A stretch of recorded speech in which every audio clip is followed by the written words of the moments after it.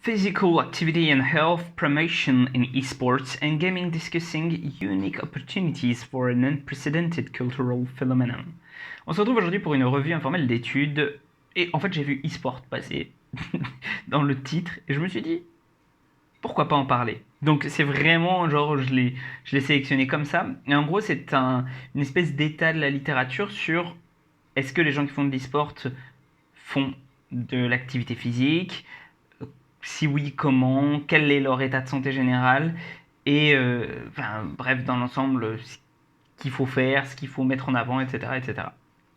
Donc, déjà, eh bien, ce qu'on remarque d'un point de vue scientifique, avec quelques études, etc., c'est qu'il y a un gros besoin d'augmenter l'activité physique chez la majorité des joueurs, que ce soit des joueurs d'ailleurs classiques ou des joueurs d'e-sport.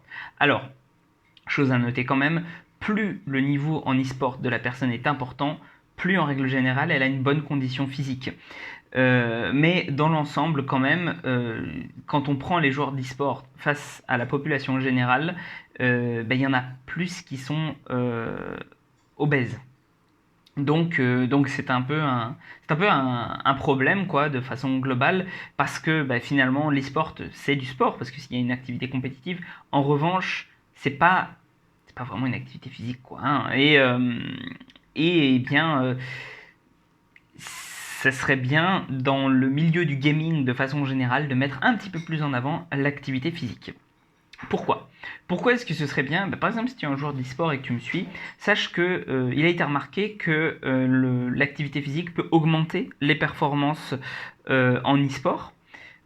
Ça peut prévenir aussi des blessures qui se font. Alors, on va dire oui, mais comment ils se blessent les joueurs d'e-sport aux mains, aux doigts, choses comme ça, au cou, quand ils font un petit peu trop longtemps, sans bouger, etc., etc. En fait, eh bien, l'activité physique peut aider à prévenir ça, enfin à prévenir ça plutôt.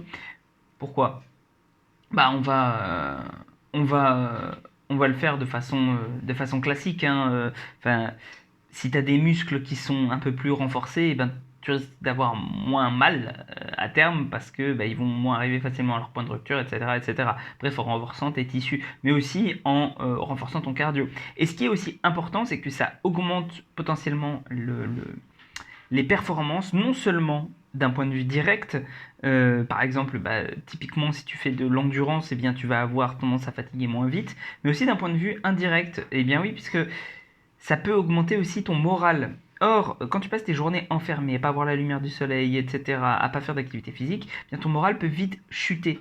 Et en fait, eh bien, faire de l'activité physique va pouvoir t'aider à augmenter ton moral, peut-être aussi ta force mentale, parce que tu vas peut-être pouvoir te dépasser. Donc en te dépassant physiquement, eh bien, en règle générale, ça te donne un plus fort mental derrière, euh, de façon globale, on va dire. Donc, oui, ça peut augmenter les performances. Donc, c'est intéressant à la fois pour la santé et aussi pour la perf. De façon générale, les deux sont un peu reliés hein, quand même. Du coup, les chercheurs en fait parlent du meilleur moyen pour promouvoir ça. Alors, est-ce que et finalement, ce qu'ils finissent par dire, c'est il faut qu'on fasse faire les choses aux joueurs qui peuvent potentiellement le plus les motiver. Parce que l'important, c'est de faire de l'activité physique. Et donc, moi, je vais aller un petit peu plus loin. On a vu certains gamers, certaines personnalités sur YouTube qui se renforçaient à la salle parce qu'en fait, ils ont envie d'avoir un corps qui soit plus attirant. Donc ça peut être une façon de voir les choses, de se dire, voilà, un objectif extrinsèque, de se dire, je veux avoir un corps plus attirant, je vais à la salle de sport, une des façons de faire du sport, et donc d'augmenter leur perf et leur santé. Mais on peut aussi avoir euh, l'aspect ludique mis en jeu, de se dire, voilà, ce sont des gens qui adorent jouer aux jeux vidéo, peut-être qu'on peut leur faire du sport via une action type jeu vidéo. Donc, on pourrait penser, avant il y avait Dance Dance Revolution, maintenant il y a Just Dance, mais on peut aussi penser à Beat Saber, on peut penser aux jeux en activité, en réalité virtuelle, etc., etc. Bref, je pense qu'il y a plein de choses à faire de ce côté-là. Moi, j'irai un petit peu plus loin. Je pense que même l'avenir du sport va se construire main dans la main avec les jeux vidéo et notamment avec la réalité augmentée. C'est-à-dire que avoir des objectifs ludiques, par exemple la salle de sport, etc., avoir des consignes ludiques, des façons de faire, enfin, nous orienter en fait autour des jeux, je pense que ça va vraiment, c'est la chose à chercher à l'avenir, puisque il y a de moins en moins de personnes qui cherchent à enfin qui ont cette volonté de juste faire quelque chose qui soit pas amusant. Donc dans le monde dans lequel on évolue, je pense que le jeu vidéo va avoir une place capitale dans tout ce qui va être activité sportive. Voilà. Puis dans l'ensemble, c'était une revue informelle d'études relativement courte. Pourquoi? Parce qu'il n'y a pas non plus des tonnes de choses à dire sur le sujet. Mais tout de même, ça reste intéressant. Et sur ce, prends soin de toi, on se retrouve pour une prochaine vidéo.